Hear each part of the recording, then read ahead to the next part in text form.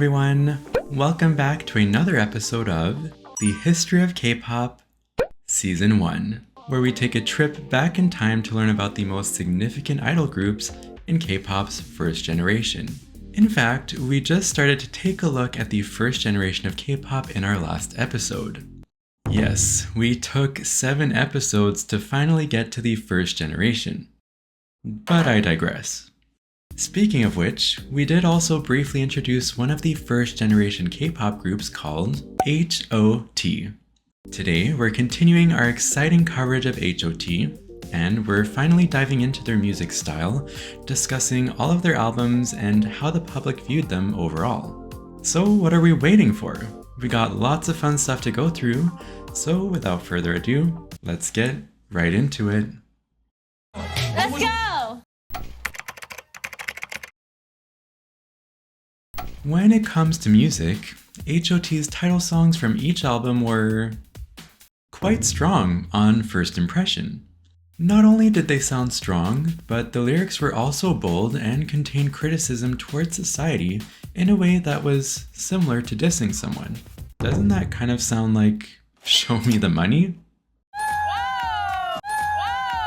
Speaking of dissing, their title songs followed the genre that is or was exclusive to SM Entertainment, often referred to as SMP or SM Music Performance. You mean SMMP? Which was initially known to showcase songs with darker themes. Well, that aligns well with dissing. Their follow-up songs, on the other hand, were more on the bright and cute side.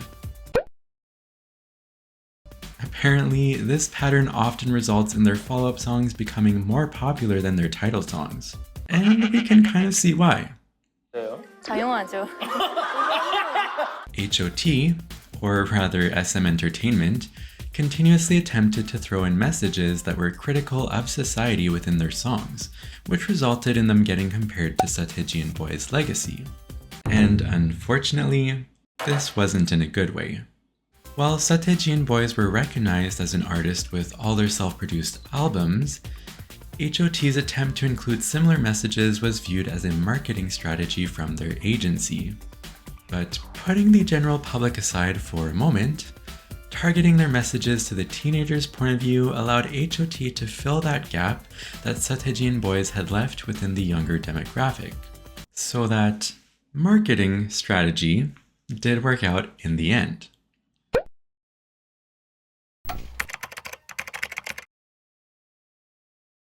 Now, as for the actual albums themselves, H.O.T put out 5 albums together from 1996 to 2000, releasing an album per year during their active period.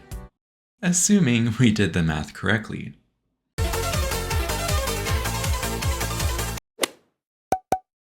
But anyway, let's go through them one by one, shall we? H.O.T's debut album, the one that started it all, was titled We Hate All Kinds of Violences. It was released on September 7th, 1996, and focused on the topic of school violence. And no, they didn't promote school violence, of course. The promoted songs from their first album were the title song Jansae Hue, or Warrior's Descendant, and the follow-up song Candy. This follow-up song doesn't sound like it belongs on this album. Speaking of the follow-up song, as we've alluded to just a short while ago, somewhere within this episode, Candy ended up being the more popular song than Warrior's Descendant. Now, this is kind of a sad story for their debut song, but H.O.T's first time scoring the first place on the music charts, which happened on December 15th, 1996, was thanks to Candy, and not their debut song. In fact, starting from their very first place win on SBS TV Gayo 20, the group scored first place a total of 16 times for their debut album promotion. And again, this is just from promoting Candy. Now, I feel like Candy should have been the title song.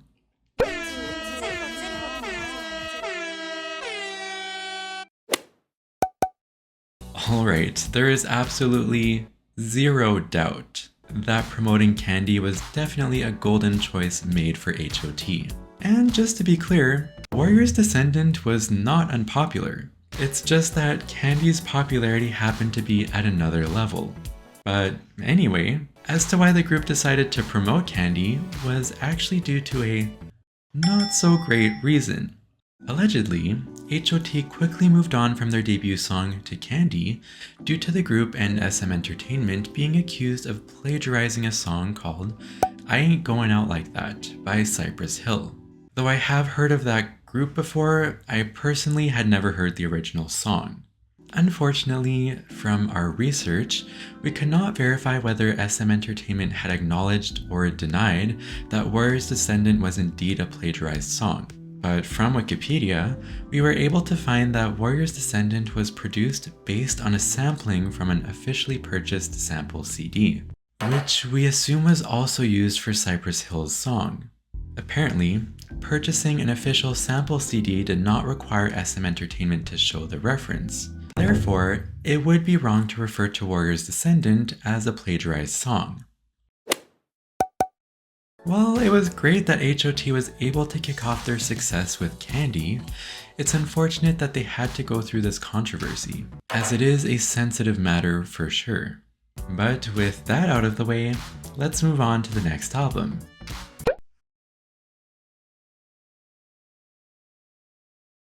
The group's second album, titled Wolf and Sheep, was released on July 5th, 1997, and dealt with the topic of war. Can you guys see what the group's concept is going towards? Its promoted songs include 늑대와 양, or Wolf and Sheep, and We Are the Future. Oh wait, they actually had one more promoted song called 행복, or Happiness. Oops, not that one, but this one.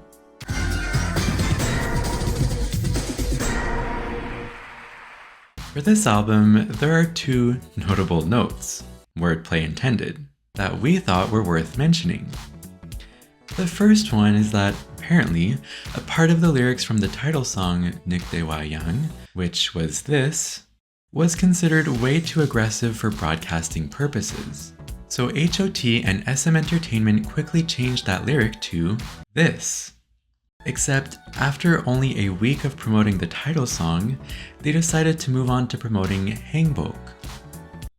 Then why did they bother changing the lyrics? The second one is rather an unfortunate one to hear. So remember how H.O.T was involved in a plagiarism controversy with their debut song? Well, We Are the Future and 행복 got the group involved in a plagiarism controversy again. Out of the two songs, it was 행복 that got the group into more trouble. Unlike what the name of the song would suggest otherwise. Allegedly, 행복 plagiarized a song named A Lover's Concerto by Sarah Vaughan, which is an OST from a movie named H.O.T. And this movie happened to be very popular in 1997. This was already bad enough, but further allegations, which made things even worse, claimed that 행복 had supposedly plagiarized a Christmas carol song called Angels We Have Heard on High. We are not sure if 행복 is truly a plagiarized song or not, but SM Entertainment never acknowledged this fact, so I do not know. This was not the end of it because remember, there was one more song. With We Are the Future, this song was under a high suspicion of allegedly plagiarizing a song called Tour de France Remix 12 by Kraftwerk. I personally wished that the first controversy would be the group's last one, but anyway, let's move on. Now, I'd assumed that the above incident was a lot for the group and SM Entertainment to deal with. I mean, plagiarism is one of the worst controversies for singers, or anyone for that matter, to get involved with. But Very ironically, this album also happened to be the starting point for the group's immense popularity. I know, right? Not only did H.O.T sweep all the first places on various music charts, 24 times in total for this album, but the group also swept all the grand awards from events such as Seoul Music Awards, Golden Disc Awards, and many more. In fact, H.O.T almost conquered all grand awards from that year, with the exception being the one from KBS. But honestly though, what more could you want? On September 25th, 1998, H.O.T released their third album titled Resurrection, which focused on the themes of sequentialism and meritocracy. I do recall that Jinho had to search through a dictionary to find the meaning of those words. The promoted tracks from this album were the title song 열맞춰, or Line Up, and the follow-up song Beat, or Light. We'd hate to admit it, but at this point, I think we've somewhat established a pattern. Yes, that's right, we're back again with plagiarism. If you thought that the ones from the second album were the worst ones, I'm sorry, apparently this one was even worse. Allegedly, 열맞춰 plagiarized a song called Killing in the Name by Rage Against the Machine. And because this ended up being quite a controversy, given how popular H.O.T was back in the day, various media had covered this issue. In fact, a TV show called 연예가 중계 even invited several music major students to evaluate whether 열맞춰 is a plagiarized song or not. Apparently, the majority said that it is a plagiarized song.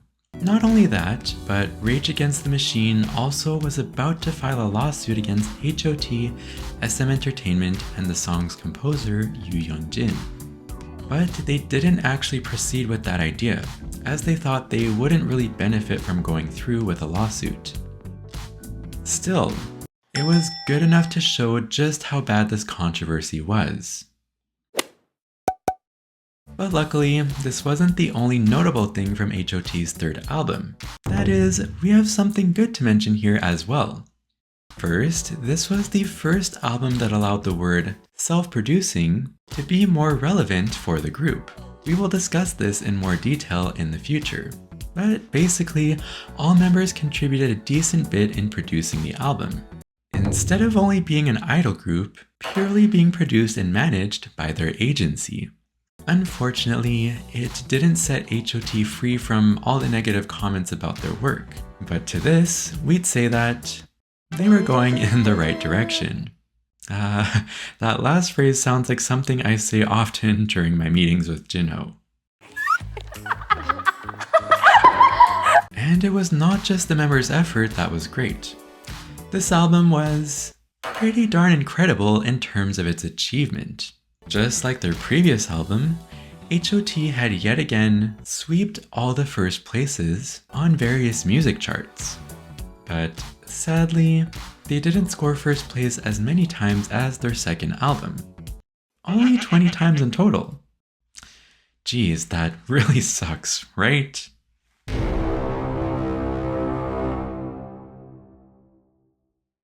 Well, H.O.T did not have to be disappointed, as they had the chance to sweep those grand awards yet again.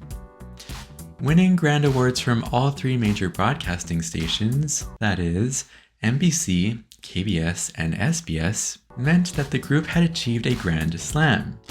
Yes, they didn't miss the one from KBS this time. And of course, those were not the only ones they won. But unfortunately, H.O.T did not win every single grand award, despite their immense popularity. Just like last year, by the way, we're talking about 1997, H.O.T missed one award, just one, which happened to be the one from the Golden Disc Awards. But if anyone has noticed, we've been talking in a way where winning grand awards is like winning normal awards. And I think I said the word grand award more than I would say for the rest of my life, to be honest. As well as the word plagiarism.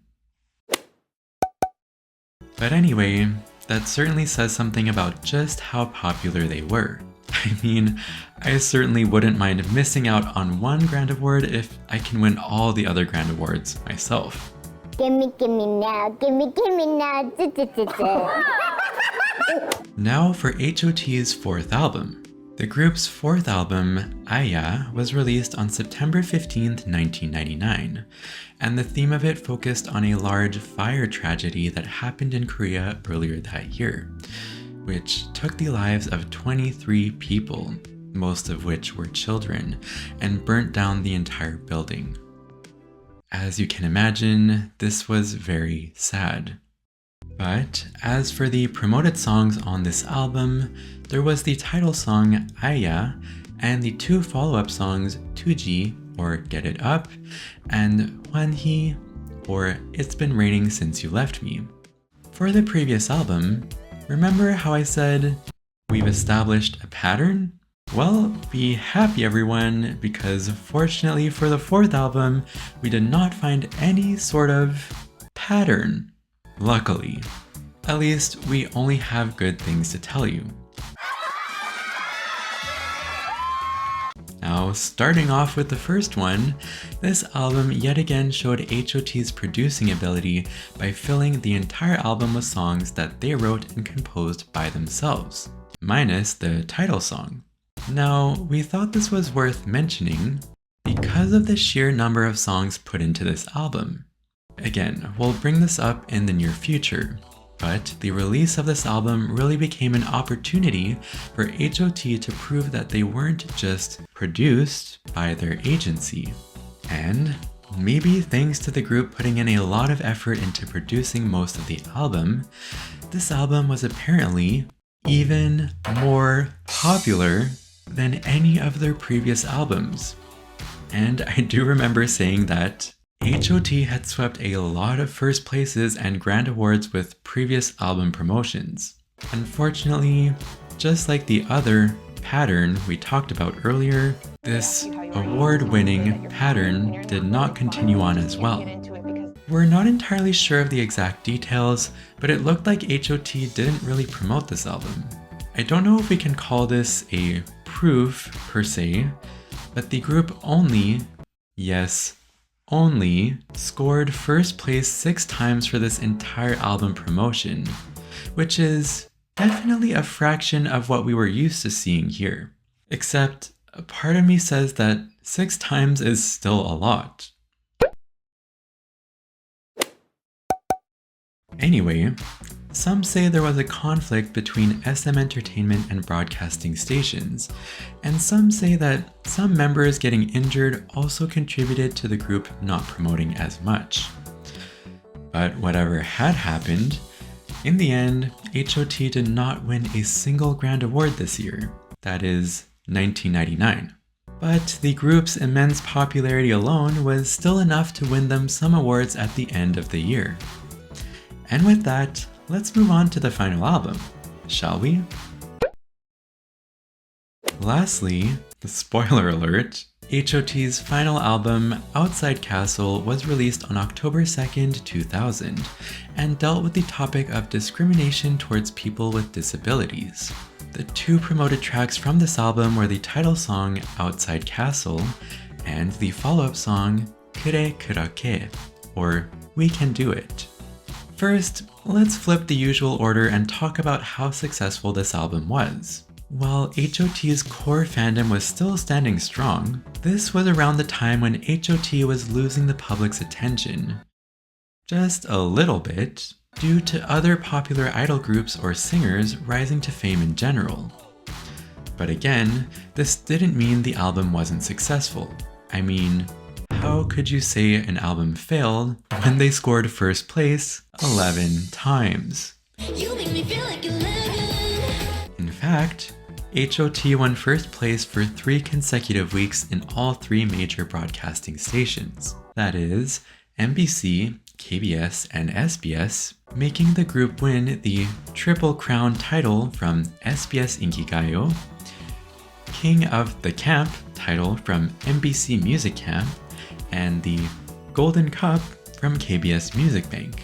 I I would be surprised if anyone was sad to see this result.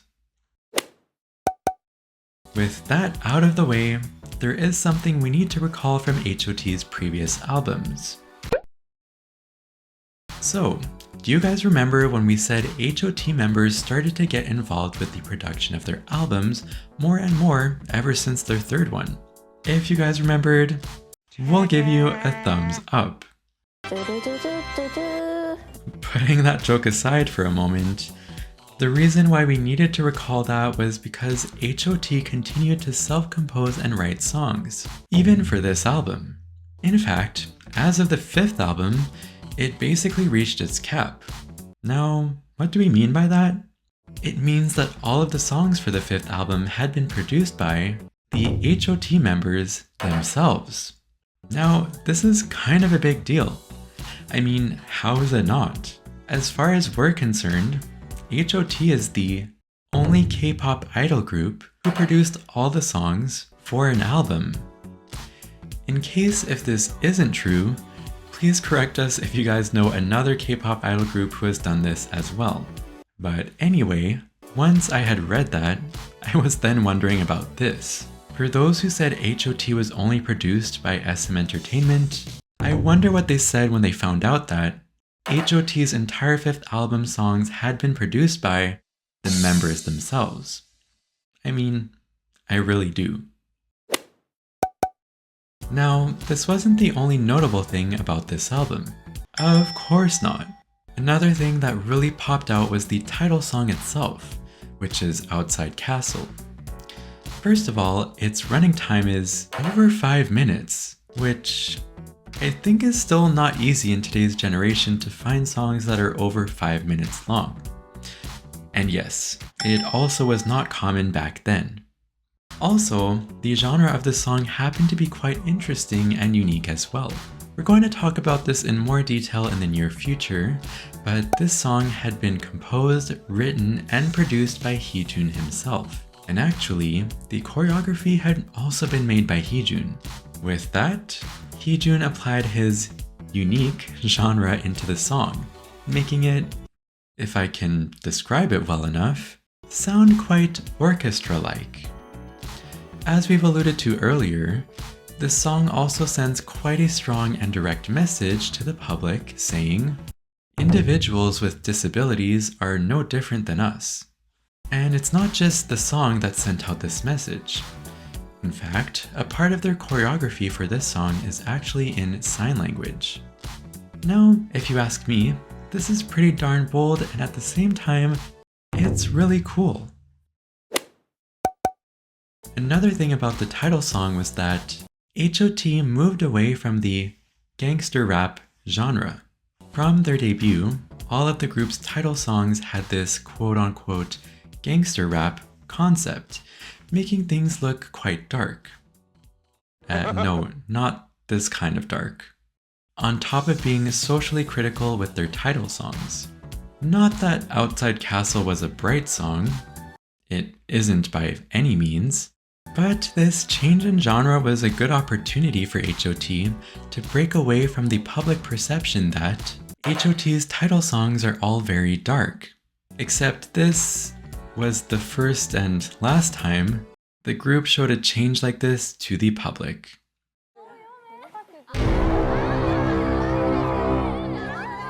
But speaking of the general public, let's take a look at how they viewed H.O.T. These days, H.O.T is largely recognized as a pioneer in the K-pop industry, but while they were active in the 90s, the concept of an idol had not been fully established yet and led to numerous controversies due to the nature of it being new around this time. Many news articles analyzed them and discussed why idol groups were popular amongst teenagers, referring to them with terms such as high teen star or high school group at the time. Again, the term idol didn't exist back then. 그때는 그랬어요. Not too surprisingly, the public was divided into two sides. On one side, there were those who viewed them positively, And on the other side, there were those who viewed them negatively. Now, this sounds like polarity to us. We've mentioned this several times before arriving at this section, but those who viewed H.O.T negatively often saw them as a product that was made under a thoroughly developed strategy by an agency, or as singers who were promoted with agency-manufactured music. On top of that, some were also concerned about teenagers being exploited for business purposes by their agencies. At least for the last point, we can agree with it. Unlike the public's negative perception of them, and just like we said in the previous section, H.O.T members actually contributed a significant amount of work into preparing their albums. For instance, Heejun and Woohyuk created all of their choreographies. That's right, all of their choreographies. The members also started to learn about other elements like composing songs by themselves, and applied them during the album production stages. As a result, some of the title songs and follow-up songs were purely self-composed by H.O.T members. If that wasn't enough, we did also mention in the previous section that all songs on H.O.T's last album were entirely produced by themselves. Now, this doesn't include their actual fans, but for those from the general public who did view H.O.T positively, which was a rare population indeed, they often saw the group as unique and different to what had previously existed. What probably stood out most to those populations was that the group's quick transformations between various concepts had captivated and satisfied the younger generation's interest and demand. And this last point may sound awkward given our explanations on all the negative POVs on the group, but their kind and family-friendly image, which we kind of question, led to parents allowing their children to support the idol group, which, again, sounds contradictory, but okay.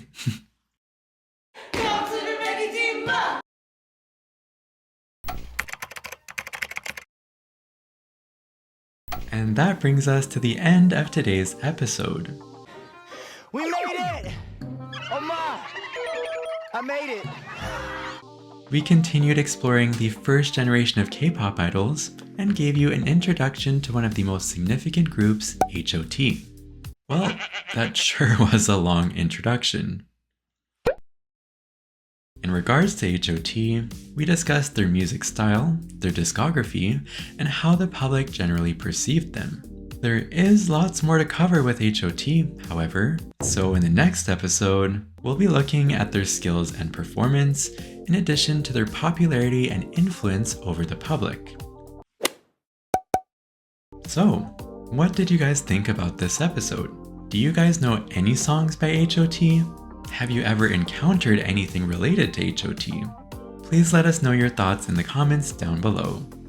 And let us know if we missed anything in today's video or if anything needs to be corrected. Finally, please leave any questions you have throughout the season on any particular video in this series, as we're planning to have a special review or Q&A episode at the end of this season. As always, I hope you enjoyed this video, and thank you so much for watching and supporting our project, The History of K-Pop, Season 1. Remember to stay awkward, and I hope you'll tune in next time. Bye!